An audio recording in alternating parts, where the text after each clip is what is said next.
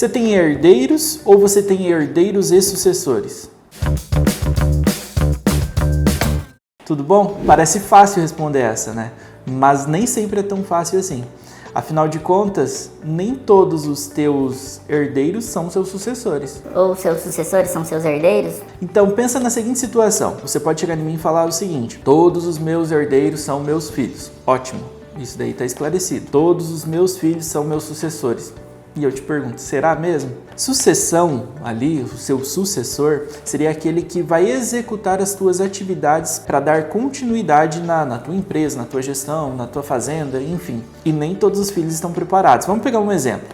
Vamos dar um nome aqui, Mário. E o Mário, ele herdou uma fazenda do seu pai, né? E o seu pai tinha constituído essa fazenda junto com o avô do Mário. Ali. Então vem passando, né? 3 gerações já. E agora a gente está na seguinte situação, que o Mário tem 3 filhos e ele estudou esses 3 filhos e ele se orgulha muito de hoje ter uma filha médica, um filho advogado, um filho engenheiro civil, e o principal patrimônio do seu Mário é uma fazenda, o principal patrimônio, mas ele, ao longo da sua vida, ele constituiu outros bens e adquiriu novas fazendas e tal. E ele tem agora a seguinte situação, está pensando em como se organizar para fazer esse planejamento sucessório familiar. E na hora que ele se depara, na hora que ele vem para uma reunião, para a gente conversar, ele identifica que nenhum dos 3 filhos está preparado para a atividade operacional dessas fazendas, né? da atividade agrícola que é o que ele exerce. E aí surge o problema. Bom, eu tenho os 3 herdeiros, quero deixar tudo para eles, tudo organizadinho, mas nenhum dos 3 tem a capacidade técnica para dar continuidade nesse meu trabalho. E aí é que o Mário acaba sofrendo uma pressãozinha. E aí, o que eu devo fazer? E o que eu te digo é que a sucessão ou o sucessor, ele não necessariamente precisa ser o herdeiro. Nós podemos sim, nós iremos, na verdade, colocar todo o patrimônio em nome dos herdeiros, né? Deixá-los protegidos, com aquelas cláusulas, tudo certinho para eles, mas nós podemos eleger um administrador e seria esse um sucessor.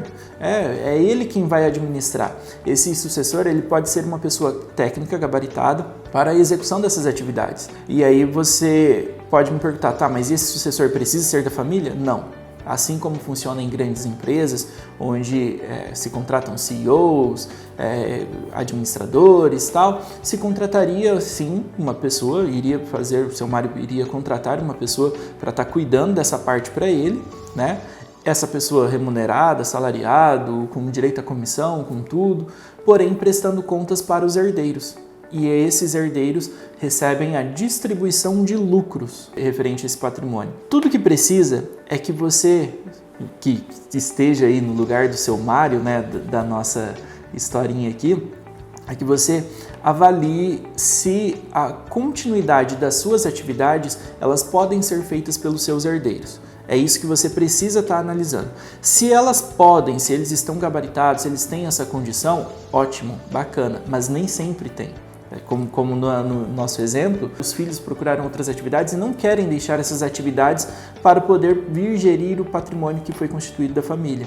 Então, para que esse patrimônio não tenha que passar por processo de venda, seja dilapidado ou qualquer outra situação que seja, é interessante que se tenha, sim, um sucessor, um administrador, e pode ser um dos filhos, pode ser um de fora, isso é cada caso que vai definir. A importância do sucessor e a definição de quem seria o administrador, de quem tomaria conta de tudo ali, ela tem um peso muito grande. E às vezes a gente não pode colocar isso, ou pode ser dividido, sei lá, mas eu não preciso colocar isso especificamente no contrato social. Existe um documento à parte que se chama Acordo de Sócios, e nesse Acordo de Sócios a gente pode delimitar quais são os objetivos, os deveres, qual que é a finalidade do sucessor. Então, por hoje seria isso. Eu agradeço a vocês que estão acompanhando, que estão assistindo. Peço para que deixem seus comentários, deixem o like, né? E aí deixe principalmente perguntas, dúvidas. Eu preciso entender, preciso saber a dúvida que você tem, qual é a demanda que você tem aí que vai fala meio assim, não, isso daqui, ó, agora que eu entendi isso, eu posso dar andamento e continuar fazendo, tá certo?